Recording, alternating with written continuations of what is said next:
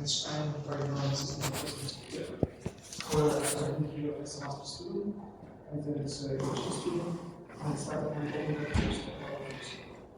So my lab is interested in phage host pathways and immunologic elements. So in particular, we study phages and how the bacterial cell protects themselves against phage infection. Phages are viruses which infect bacterial cells, and here you can see that they can have either, so outside of the cell, they have a gene which can be DNA or RNA and trapped in the bacteriaceous capsid, which protects genetic material from physical factors.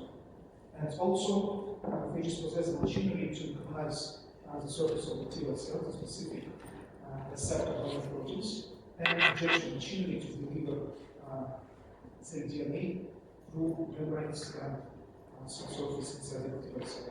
So here we will consider first of all the little cycle of phage infection. Yes, but here some video doesn't work. I want to show you how the cells blow up after phage infection, but we can stick with the cycles. So after delivery of the genome, phages are very efficient at hijacking the metabolic pathways of the host, and they use all available resources for their own translation, transcription, replication, and production of phage particles. And in the process, they inhibit the same processes of the host cell, so they are very efficient at making effectives with the own production from infected cells. And usually we can get up to 100 phage particles from each infected bacterial cell. And this makes phages probably the most efficient and abundant platform of those, and they can be found in any possible environment.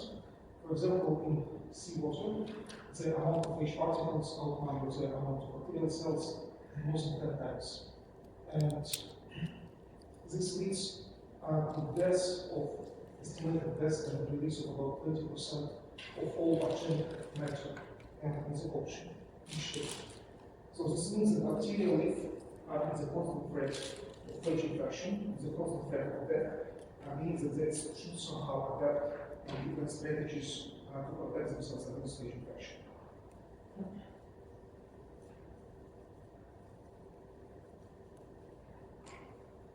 Yes, and first of all, of course, bacterial cells can protect themselves by just having the receptor.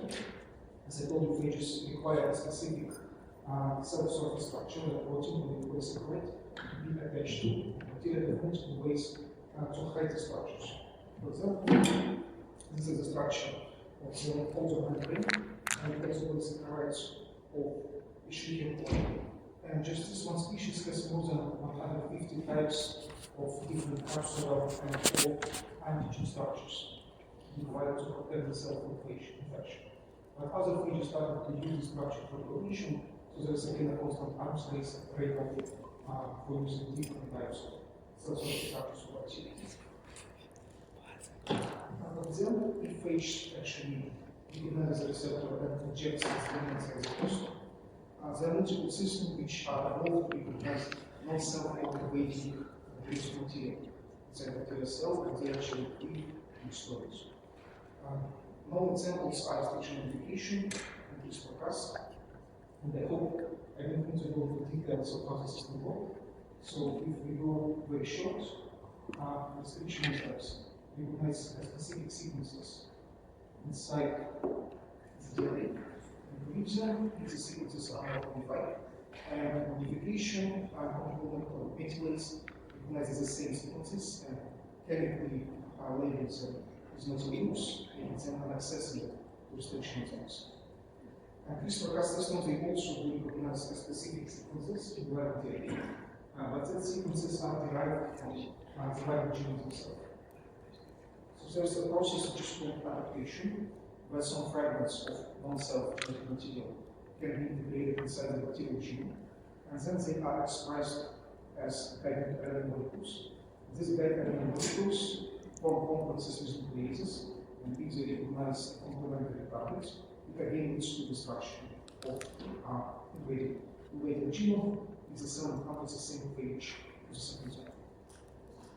But if with a phage infection comes to a point when the phage actually starts to replicate and produce some proteins non-native to the host cell, and each inhibits the metabolism, it can activate a second level defense. So we call such systems post-infection systems that cause a problem at cell death. And one example is toxin. So here we have a stable toxin molecule, and toxins are very different. They can target as memory or translation or DNA or RNA. And usually this toxin will be stabilized by interaction with antitoxin.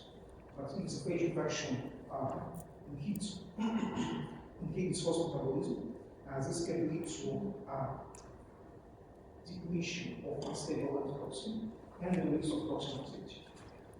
So this was basically the three layers of defense of bacterial species. And we, let's say 10 years ago, saw that we understand completely how it works. But then more and more discoveries started to pop up. We noticed a very quickly developing field. These multiple molecules of bacterial immune system discovered. All of this started with the works of Phage-Bacteria. Those are well politicians working in NIH. And they noticed that actually, if you look in the bacterial genome, at the local genomic contents of these non-phage defense systems, they will have a tendency to coalesce together. And it causes loci, defense islands. And inside these defense islands, there's a lot of unknown but conserved gene clusters. And it was proposed that maybe these gene clusters also represent still unstable immunity systems. And these predictions have been started to be experimentally tested from 2018 in the lab of Microbial. And first, we systematically analyzed defense islands in all microbial genome. He selected, let's say, the most abundant clusters, formed inside these defense islands, the most expression, and then tested the expression of these clusters in model. This actually is called the Isaev, we provide phage defense. So how do we study phage defense? Here you have an example where you have a lone bacterial cell on the petri dish. So all of this is covered with bacteria. And then we start to dilute phage material in very tiny dilutions, which allows to estimate the titer or the amount of viral phage particles in the solution. And you can see that when we have immunity system, the titer of phages actually drastically decreases. And this is representative of this heat map, where 10 global immunity systems were discovered just in one paper. And it was just beginning, because now we have, I don't know how to estimate, maybe hundreds of similar papers coming up each year. And all this started with really high-impact journals like Nature and Science, and this will continue to attract attention of scientists. So, from geology of the systems, we still don't know how they work, what are the mechanisms of defense, but we can estimate the variety about it. For example, this is already a little bit outdated, but we can estimate that each bacterial cell will have more than 10 different types of immunity systems. With some rare examples from bacteria code, let's say 20 or 50 different immunity systems, which should correlate with the ratio of phages they have in their environment. And this normal immunity systems like switch modification and CRISPR-Cas, if you just count among genes, they represent less than half of all immunity-related genes. And majority of those normal systems say are related to abortive response, or we still don't know how they actually work. And abortive immunity provides protection to the population. So each infected cell will kill itself in a single piece, and all this can make an abortive immunity system, which is a toxin which will be activated after sensing cell viral period, so phage provided period. And you can look at the systems from the angle of interaction of different antigens with different types of antibodies. So let's say that each type of this immunity system, the size of the system is an antibody specialized to interact with a particular group of antigens provided by the phages. And then after the sensor is activated, it leads to the creation of the effector, and the effectors are being very different. So any type of toxic elimination can be involved in bacterial elimination. What's interesting is that sometimes the systems have an additional software loop, and this model is signal amplification. For example, after the sensor recognizes the phage provider period of antigen, it leads to, let's say, one loop of phage protein by the sensor, and now it can synthesize hundreds or maybe thousands of signal molecules.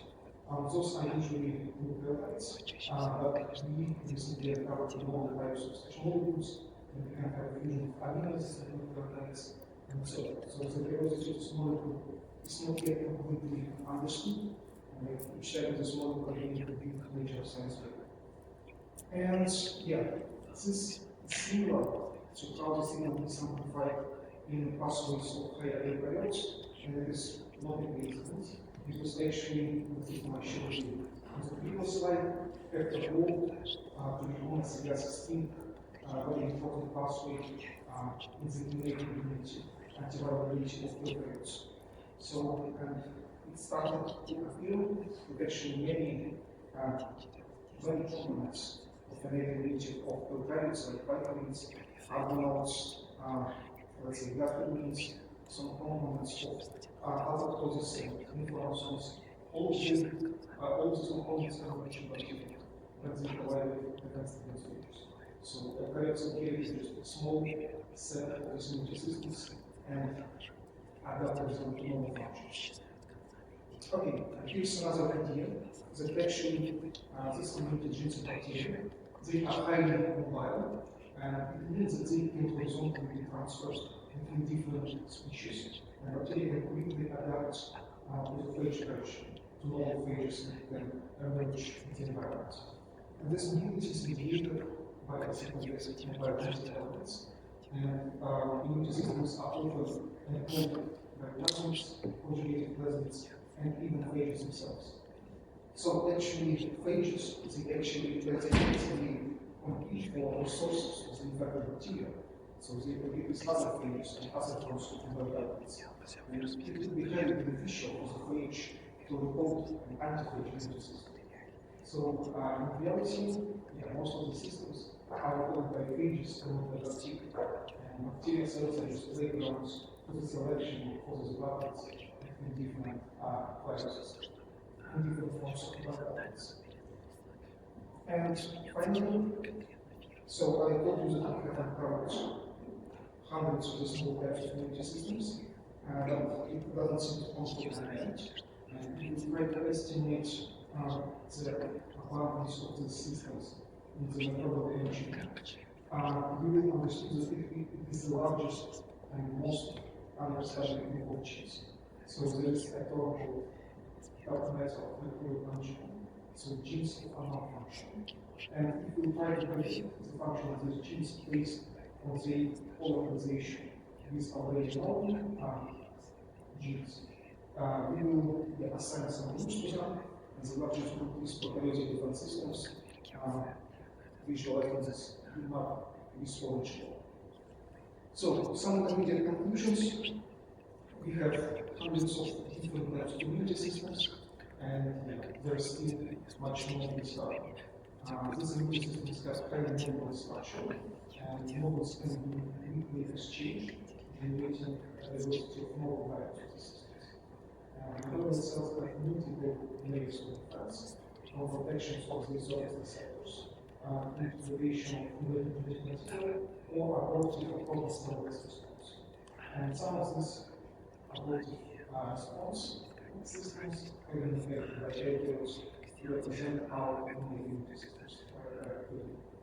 And yes, these systems are very mobile, and abilities are related by mobile elements and phages, which drive the circulation of the systems and which help to compete with each other.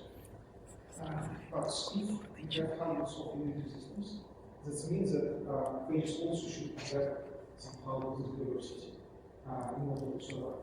And it suggests that probably phages have even larger diversity of anti-immunity proteins in different factors. This is also what we use methods are. And yeah, the simple protection from immunity systems, where the rest of cases could be just avoidance of conditional use. Or some phages can encode the old phages and mutilate the same proteins. Also, you can reduce some living viral proteins which will physically obstruct the living interactions into exist. But yeah, phages actually evolved a really interesting variety of DNA recognition enzymes, and the nucleotides are heavily modified, and this is called identification. And just recently, published this Molina this year, and also most of course studies of functional types of these modifications in the phages. So all of this is required to hide the gene in the phage from interaction with the host proteins.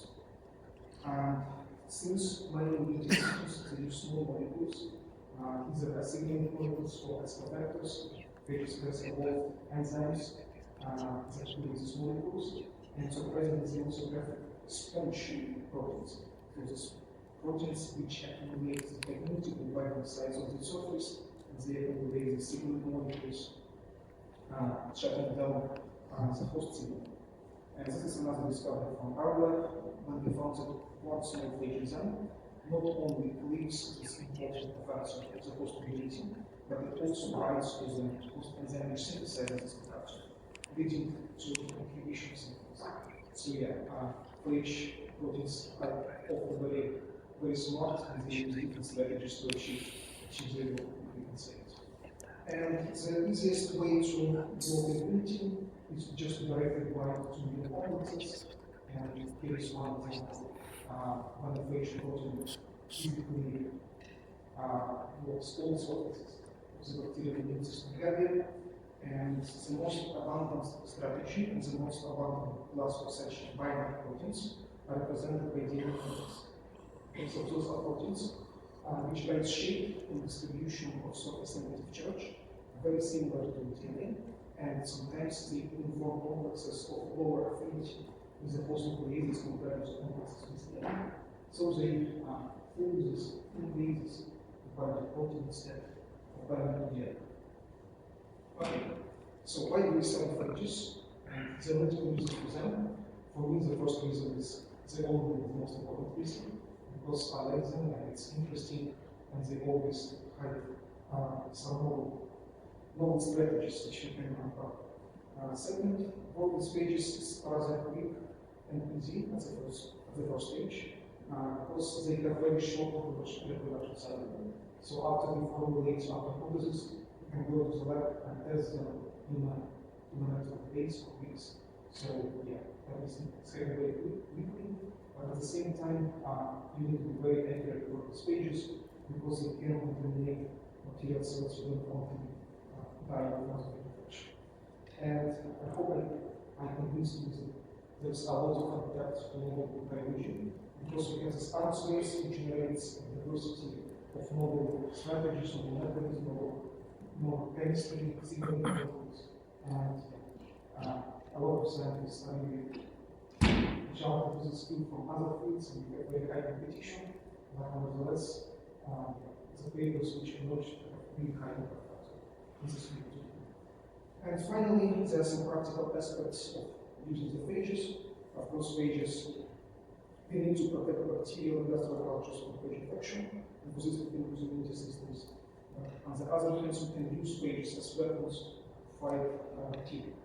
And nowadays we live in an antibiotic resistant crisis, and if, let's say, 20 years ago, we had multiple antibiotics which were efficient in the practice. Nowadays, we have bacterial resistance emerging reported weeks after the introduction of novel antibiotics to the clinical practice. And this is a list of the most dangerous bacteria published by Prof. Health Organization last week. And some bacteria which we consider to be not that harmless, like E. coli and some Klebsiella species, are not very dangerous because of acquiring these antibiotic resistant genes. So we need novel therapies to fight antibiotic resistant bacteria. And phages can represent an alternative to that. So they have a couple of benefits and are highly specific, and we target only one pathogen that will affect That's what we do. Phages are live entities, and after we introduce them to the clinical weight, they can propagate and increase the value. So increase the clinical so sustainable. And as far as we know, phages are harmless, so they do not cause any side effects. Also, our immune system can recognize which particles and inactivate them. So let's say second acquisition of the same phage will not be efficient because it is immunized immune cells. And finally, phages can interact with resistant hosts, and sometimes we can combine phages with resistant phages, leading to synergistic effects.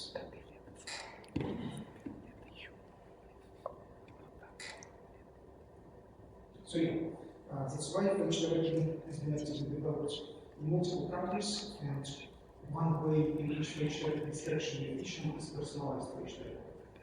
In order for it to work, we should have large phage lines, islands, where we collected hundreds of maybe thousands of different slates of phages isolated from different natural sources. And then when we have a patient not responding to isolated treatment, we can collect the pathogen, send it to the spider, and quickly select phages to each infected particle with the bacteria. Then we can propagate it, purify, and return back to hospital. And there are hundreds of examples when such therapy saved lives. But of course, it is not economically efficient because the whole center will provide just a few patients. And the alternative is to generate broad-scale targeting phage cocktails. In this case, again, we have a large diversity of phages, isolated usually from sewage, and we hope that these phages will target multiple different receptors, and if we combine them all together, they will be efficient against different bacterial hosts. And such phage cocktails, phage combinations are produced in Russia for very long time, but we have some questions to how they are manufactured and quality control of these products. And in reality, there are right now no clinical studies demonstrating the efficiency. So we cannot be sure that this randomly made phage cocktail will actually target a particular pathogen rather than the human of particular patient. So yeah, this needs to be improved, but still there's a lot of potential to develop phage therapy as an alternative to antibiotics. And yeah, finally, here's the lab. We are a very young team, and if you have been interested in what I'm describing to you, you can reach out to me and we can discuss possible projects. And the list of our recent applications, we are kind of active in pursuing different directions with few very important works published this and last year in Nature and Nature Communications. And right now, PhD students from our lab will learn more about the actual projects. We will start with the Looking host nature of nature global bacterial system.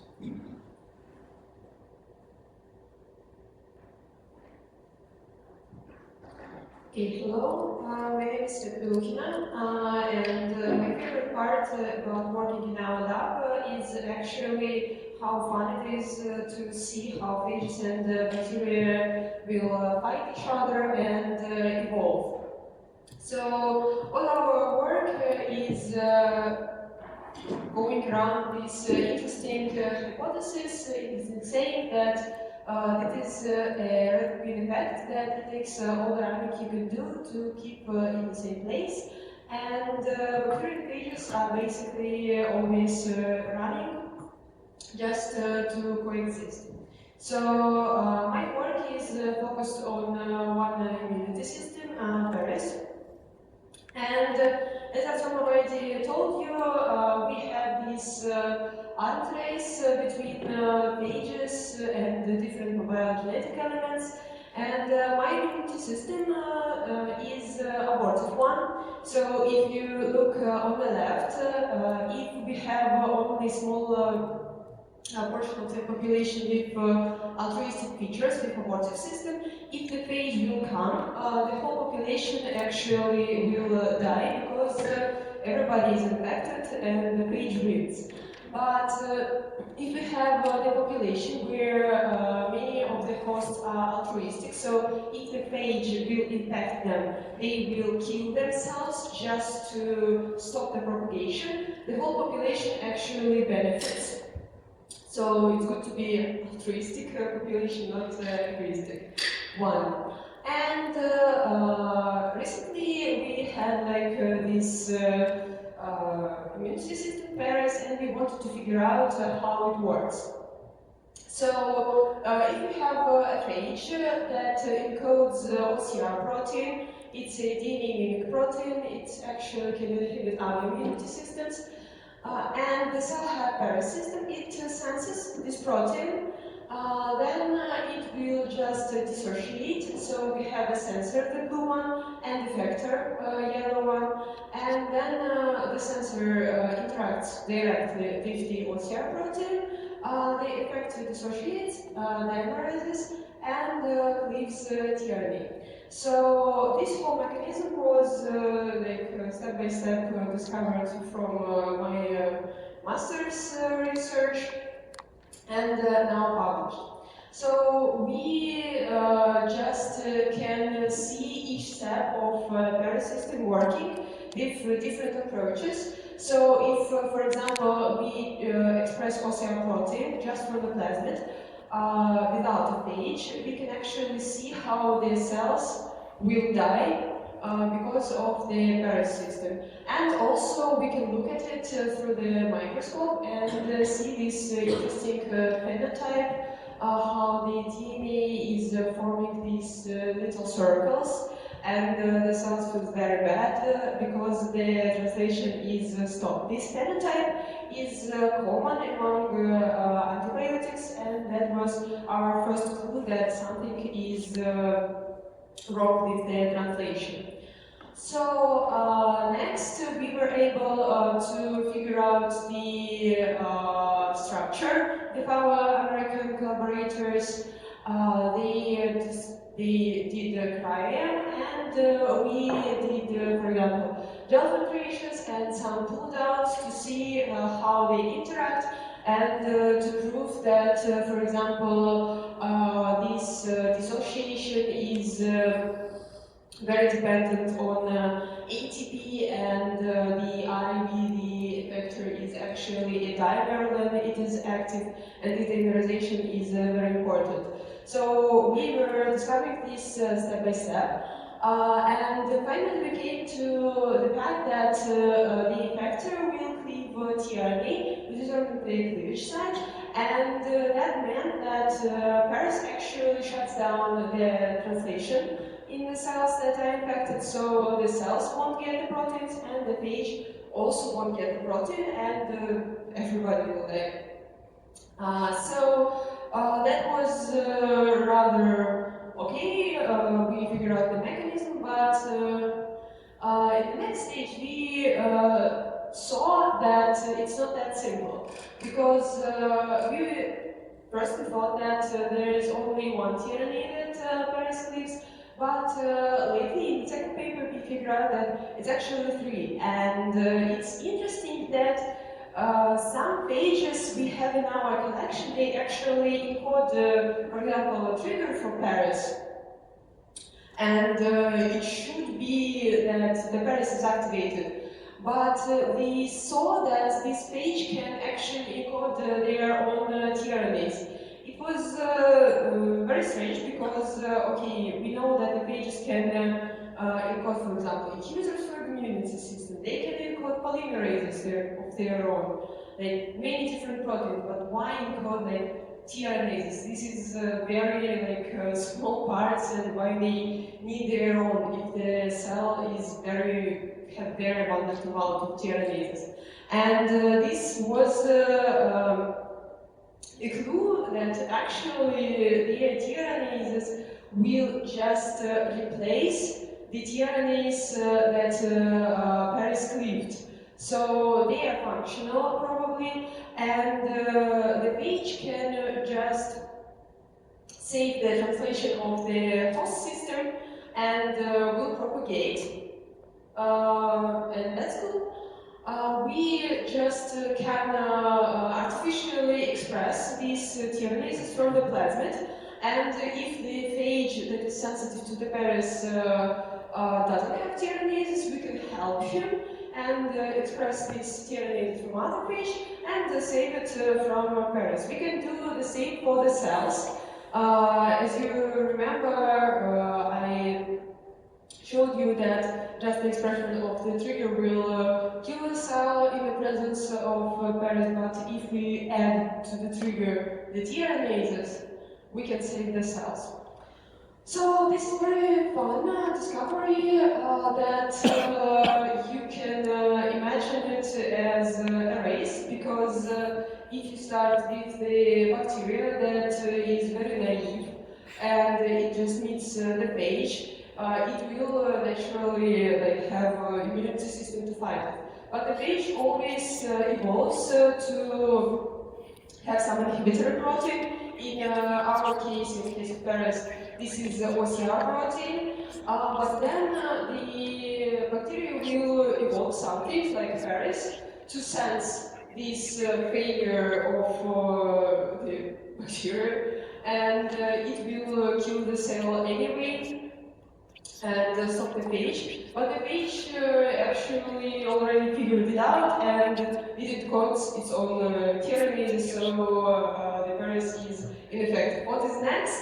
We don't know. And now we are figuring out, for example, our future directions is that phages can encode different telomeres, and they have mutations compared to E. coli 1, and even if this telomere is also, for example, lysine, and the phage definitely encodes the lysine telomere, it's not always completely bulletproof from Paris. So we have successful and smart phages that somehow evolved their telomeres to be bulletproof from Paris or other TNA cleaning systems, but not all phages are that smart, and their TNAs are not that good, or we don't know why.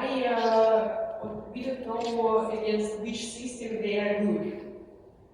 And also different phages encode different TNAs. They are the whole. Sometimes it's the whole 20 of them, and we are trying to figure out which number is, for example, optimal, and why is that, and why they are there. So, and another thing we are interested in now, it's not directly mentioned with the immunity systems, but we are trying to figure out, like, for example, if we are talking about abortive systems, many of them target translation, many of them are assumed to kill the cell, and we are trying to figure out what exactly does it mean, and maybe cells are not dead completely, maybe they can revive. And we're trying to make a definition of the cell death in the bacteria, and actually how this inhibitory mechanism of telomeres work, and which telomeres are actually functional, and how ribosome tolerate such ugly telomere molecule from the phage. So this is the paths we are figuring out now, and if you are interested in it, you can join our group and see how this interesting race is going on. So that's it.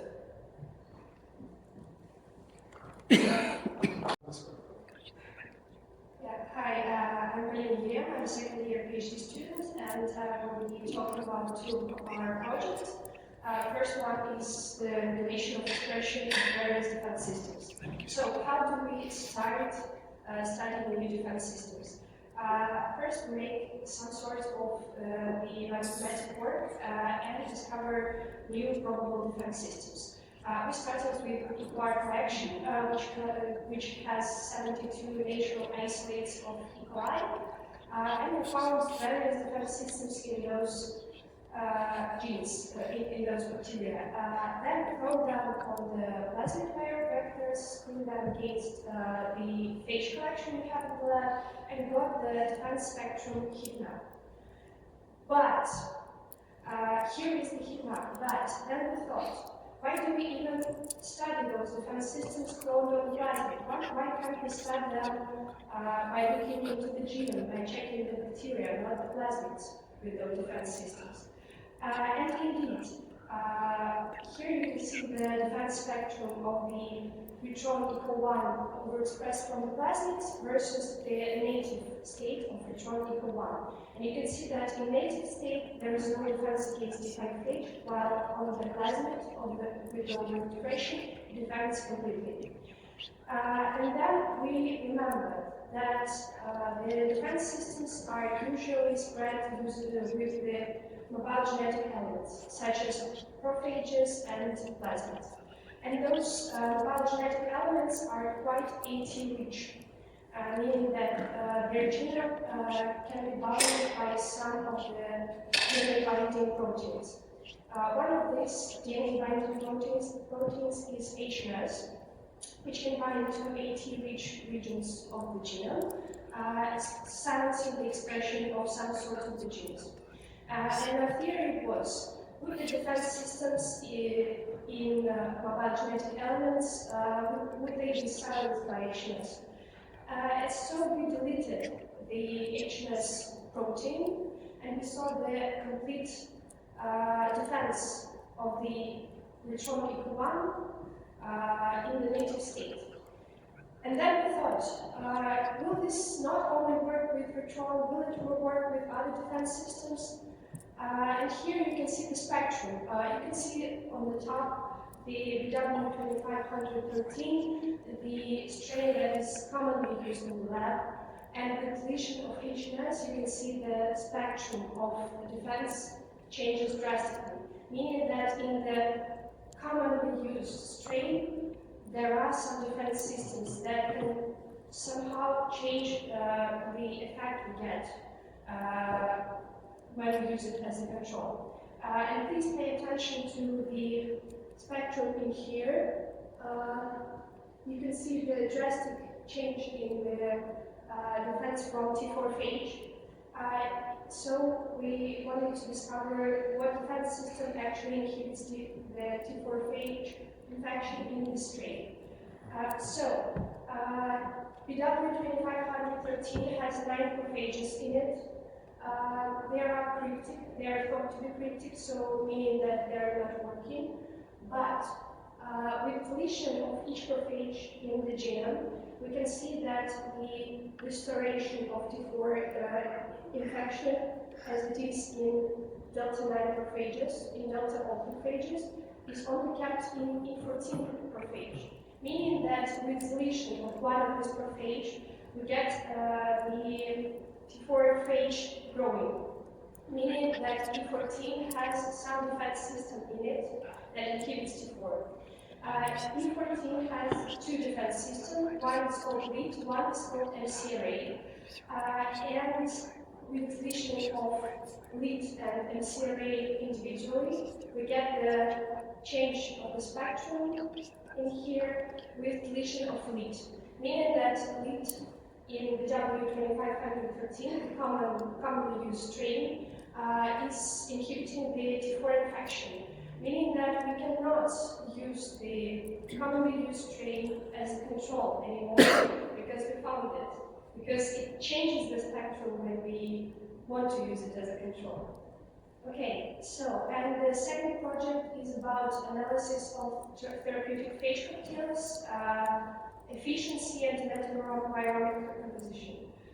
So now the metabiome of the phage cocktails that are sold in Russia is not known, and we wanted to check the efficiency and safety of those phage cocktails to use in therapy.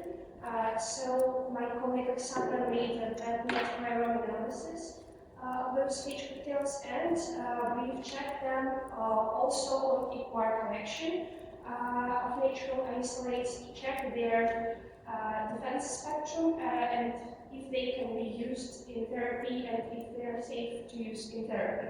You can see that, for example, Phage-Bacteria infects most of the acquired isolates, meaning that it can be helpful in therapy.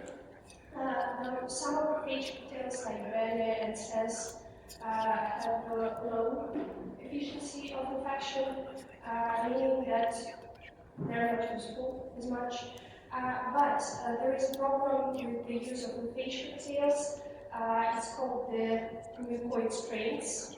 It's when some of the strains can mutate with overexpression of chlorated capsule, meaning that they can be resistant to antibiotics and to other phages. You can see some of the dots in here, they're more like white. And they start to be resistant to many of the phages. And if mucoid strains appear to be in the organism, it will be hard to treat this infection. So there is a solution. We can use the you can see it in here, like mucoid strains start to be resistant to all of the phage cocktails.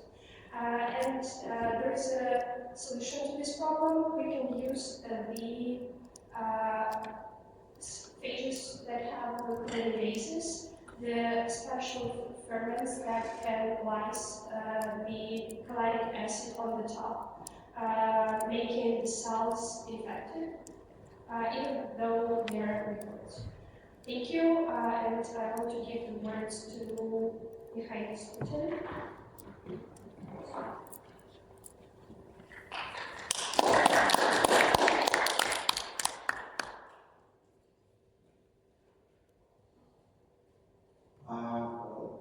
Hello guys, my name is Misha. I'm first year student also. And as you all, I hope, understand that in our lab, it's different bacterial anti-phage systems. And now I would like to tell you about one more defense system called BRAS, or bacterial system. This system is pretty tricky and mysterious system, so we studied this system now for almost 100 years. And now I would like to share with you the current results and what you know about this interesting biological protein system. So, how it looks like? It looks like it consists of 6 proteins with unknown function, I would say. So we can mathematically predict some activities for this protein. For example, we have 2 ATPase here, C and L. We have 2 unannotated proteins with begin on this overall. And also we have methyltransferase and alkaline phosphatases. So the simple idea, how can we start to investigate this system, to know how it functions? First of all, let's divide any different bacterial systems into 2 parts, 2 major parts. First part is sensing. So we need somehow sense phage infection.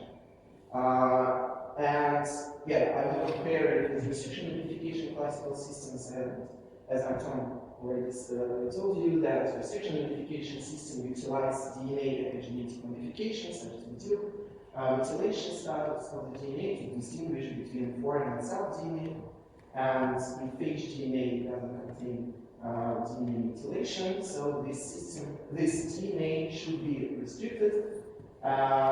And for restriction, the restriction identification system responsible other the second part. This is affecting module of difference system.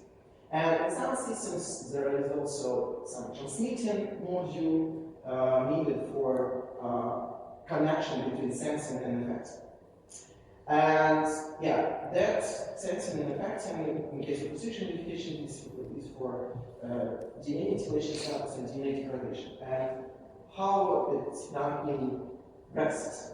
So just looking at the diagram, we can imagine, we can suggest that since there is methyltransferase inside the cell now, Bragg's system also should utilize methylation status to distinguish between self-foreign DNA as it's done in restriction mutation. So this is a suggestion, but check it, and yeah, indeed, these systems, that cells contain these Bragg systems have methylation in the gene, in their genome, and yeah, using biosequencing, they can identify the motif which recognized by Bragg's and methylate, and yeah, this is this motif. Also, we can this was published data. We obtain structure of methyltransferase of Bragg's, and it looks like the usual methyltransferases, but there are two additional domains probably needed for interaction with other components. And yeah, when we express Bragg's X methyltransferase only this protein inside the cells, we don't see any methylation, but if we express other components, we definitely see this methylation of phage, of DNA inside the cell. Yeah.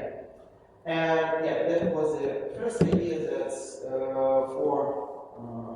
if you back to our skin, we see that sensing module in Bragg's done by methyltransferase activity in cooperation with other Bragg's components. What about the second part about the effector module? So to investigate which protein needed for restriction or affecting, we can mutate conservative and catalytic residues in this proteins, and we found that if we take Bragg proteins and mutate catalytic sites for other needed for catalysis residues in these proteins, we will get this interesting picture. So here, the new efficiency of latent experiments demonstrate that mutation in any sites of Bragg leads to loss of the phage infection. Yeah? But if you look at the methylation status of this DNA, we see that methylation doesn't affect this mutation in Bragg, so that means that we got restriction minus methylation plus phenotype in Bragg. So that means that Bragg is highly probable involved in the restriction and can degrade foreign unmutated DNA. That's the same. It's the same for restriction modification classes. Yeah. What about the next component? So if we somehow understand why we need X and Z proteins, why we need A, B, C, and L. And yeah, if we look more precisely to C protein and perform bioinformatic analysis, we understand that these proteins belongs to the big superfamily of phages. Many of them are involved in the immunity in plants and bacteria, and yeah, just knowing the biology of other related ATPases from this family, we can understand that if we mutate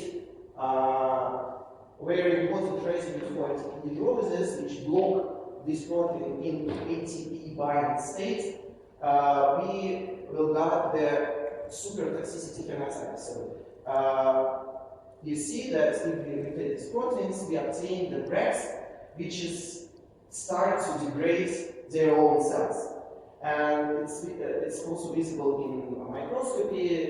Here are the usual cells carrying Brags, but this Walker B Bragg C mutations leads to wrong phenotype, and most of the cells are dying. So that means that we obtain Bragg's constantly active form of such defense systems. And it looks like the red seed protein needed for transmitting the signal between sensing and effect. But if, as I already told you, that for Rex functioning we need not individual components of the systems, we need forming of complex between different components. And in our work, we also try to obtain these complexes and see this activity of Rex system in vitro to obtain full Rex complex. We can perform pull-down experiments. Long story short, it looks like we can tag our proteins with a special step, and during chromatographic purification, this tagged protein will interact with the resin, but the other partners of such baked protein also will be purified, and that's how we will see the protein complexes which is formed inside the cells. And yeah, we tagged all Rex proteins and see that during purification of Rex Z components, we co-purify with them also Rex X, C, and B proteins, and all of these B, C, Z proteins needed for methylation in the previous results which I showed. And yeah, we can estimate the size of this protein complex, giant protein complex. It looks like because it's really giant, they're really high molecular weight and highly unstable. So that's hard to study it in vitro, but we try. Yeah, and this kind of hypothetical model about the Rex function.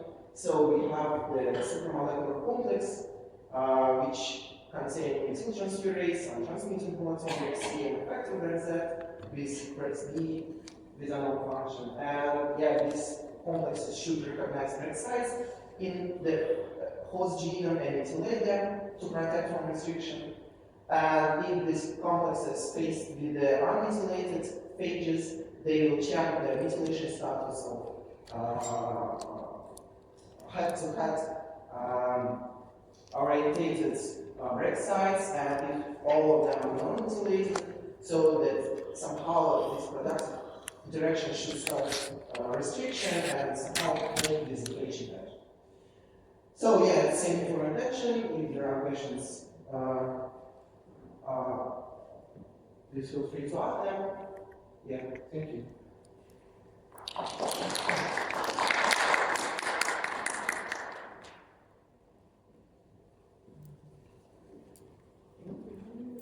This information, and now Oksana will tell you about the other very important part of this multi-layer project study, which is the mathematical analysis, because we cannot understand how the system works, how they evolve, without looking at thousands of genomes, and without understanding the genomic complex and historical complex. Hello everyone, so I will tell you about the bioinformatics. So as already has been said, everything started in our field with bioinformatics, and today we will end with it, and maybe we will actually end with it. So first of all, we know the bacteria exist, and we know the bacteria have immune systems, and bacteriophages have anti-immune systems. And everything started with the concept of the defense islands. So if we have such immune genes in some genetic region, and we see that there are something with unknown function here, we can, using some statistical approaches, assume that maybe these genes here are also involved in immunity, and then we can use the experimental evolution. But today I will tell you about two other approaches, computational approaches, which allow us to discover novel immune systems: phylogenetic analysis and the hotspots model. I will start with the phylogenetic analysis and with some particular immune systems which we are currently studying now in our lab. This immunity system was originally described in the Prof. This immunity system is called tin. This tin is small nucleus which is located within the bacteriophages. And we know that this nucleus is quite small, and there are two questions like what are the origins of this immunity system and how the functions of sensing and effector can be combined in such a small protein. So to do so, we can try to find the most closest modes of tin and try to figure out why it happened. So first of all, the tin is PDBXK nucleus. The PDBXK is a superfamily of different nucleases which are involved in different functions, not only immune, but some reparation and so on and so on. So this is the core of the PDBXK superfamily nucleases. As you can figure out from the name of these nucleases, it has this catalytic motif and it's located on the skin here. Here is the E, D, E, K, and something else which we can see on different proteins. So tin has some additional features within the small protein if you look at the model of the structure. So it has not only the catalytic motif for the nucleic reaction, but also it has the additional loops. And experimentally it was shown that this loop located here near the catalytic site are involved in the sensing of phage protein, which means that the phage infection begins, and the transduction of the signal to the catalytic motif. So after the recognition, the signal is transmitted and then the tin nucleus is activated. These loops are actually quite diverse. Small spoiler, but yes. But these loops are anchored with the conserved glutamic acid residue. So we saw that if we look at the similar organization of the PDBXK nucleases and try to find out whether some nucleases have the same glutamic acid residue as the conserved residue, we will find out something similar to here. And yeah, we can try to extract all PDBXK nucleases of bacteria, archaea, and viruses, and find like 2 million of them. But we can make the full genetics of 2 million of proteins. So we need to somehow restrict the data set. So this glutamic acid was the restriction for our search. We can make the full genetic tree and look at this and try to see whether there's some common nucleases, like some similar nucleases to tin. And we can see that tin is located in this gray range, and there is something much more diverse and prevalent within the bacteria and archaea and phages, which had this much more bigger size and annotated as a restriction modification type 2 system about which Dimitri will already say to you.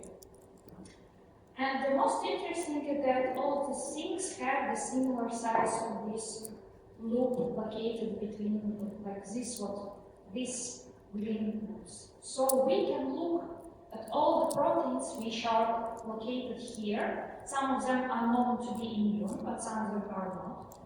And we can look closer and see that there are some clear plates which have the similar size or the similar size of the loop, or they can belong to the same immune systems, but some of them are not annotated.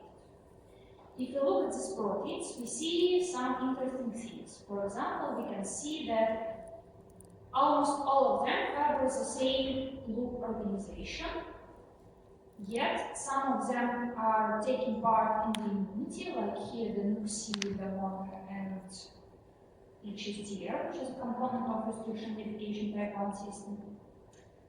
But some of them are not described as the immunity one, so we can suggest their immune function. If you look at the representatives of the tin we can see that these loops are indeed different, and we know for some of them that they can sense or not sense one particular trigger, so maybe some proteins which are not sensing the trigger sense something else.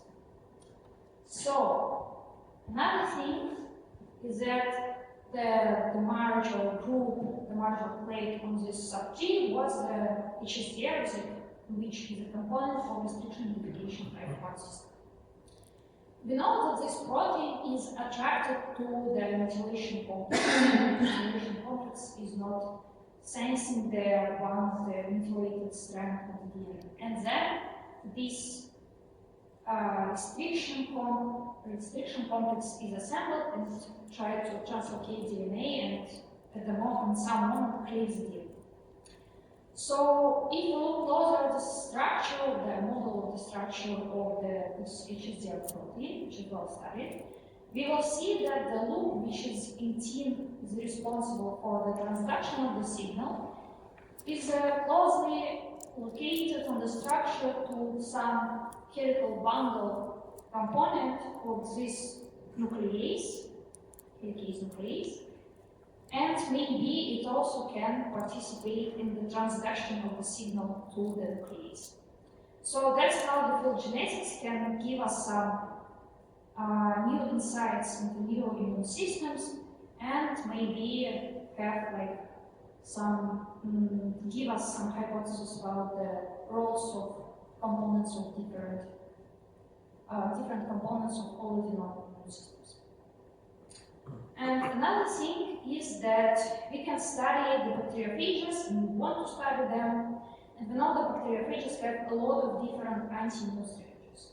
Some bacteriophages can modify their DNA. Some of them can form the pseudonucleus to protect their DNA against the nucleases of the bacteria. And some of them can encode the specific DNA binding protein, DNA-like proteins, which can bind the restriction complexes and inhibit the restriction. And we can try to estimate our knowledge of the diversity of these strategies.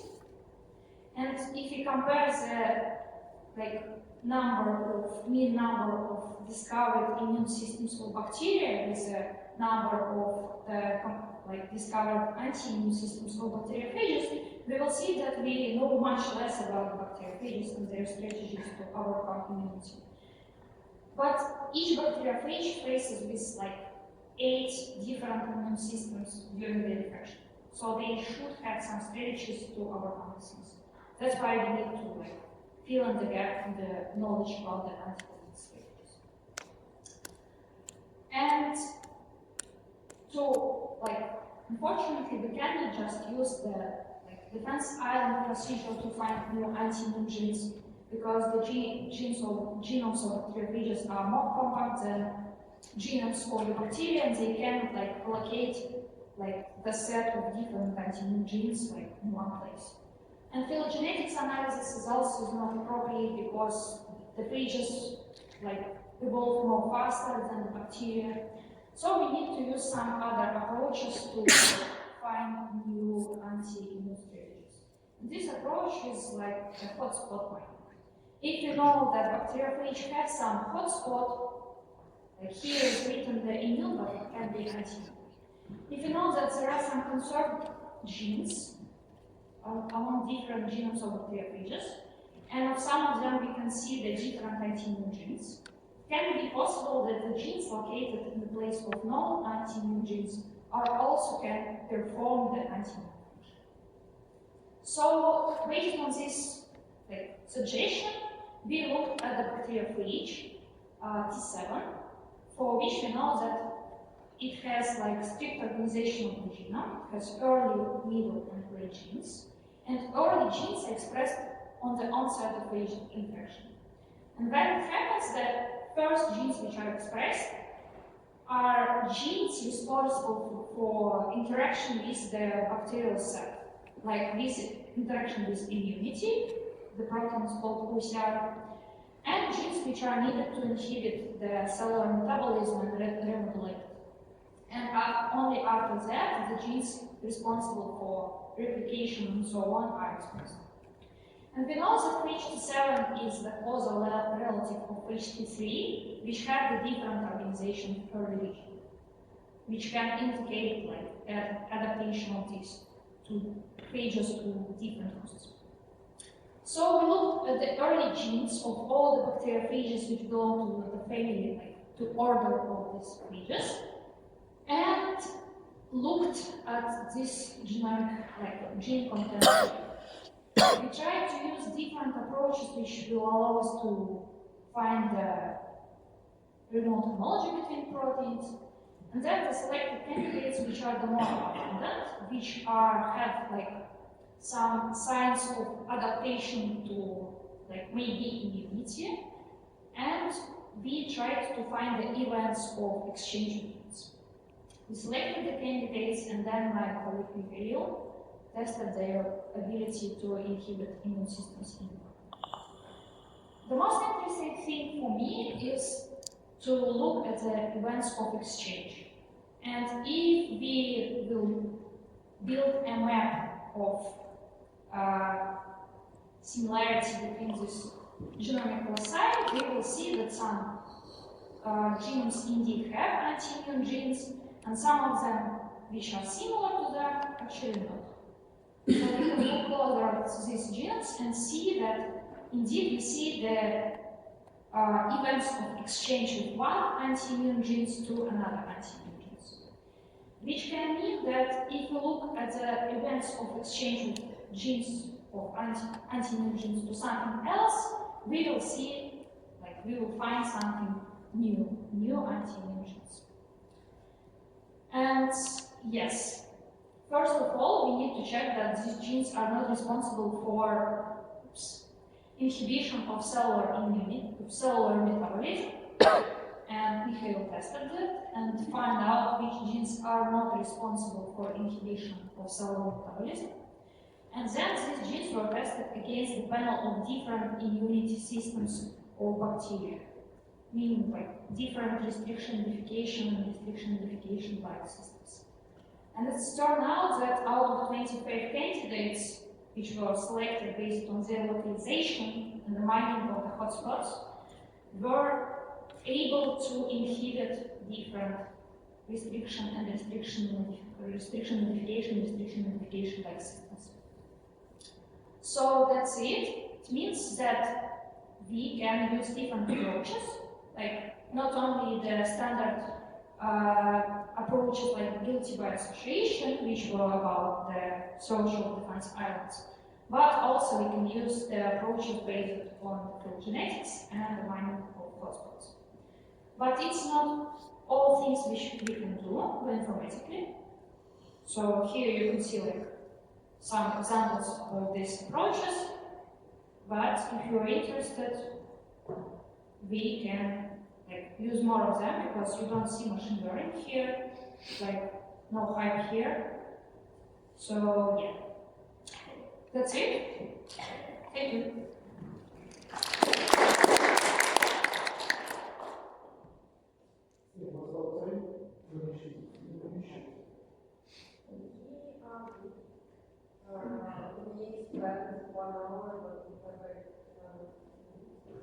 Okay, so if you have any questions, you can ask us now. If you accelerate, so that was a community system. Yeah, you can ask questions during the break, and we will wait for the professor after the break. So, thank you.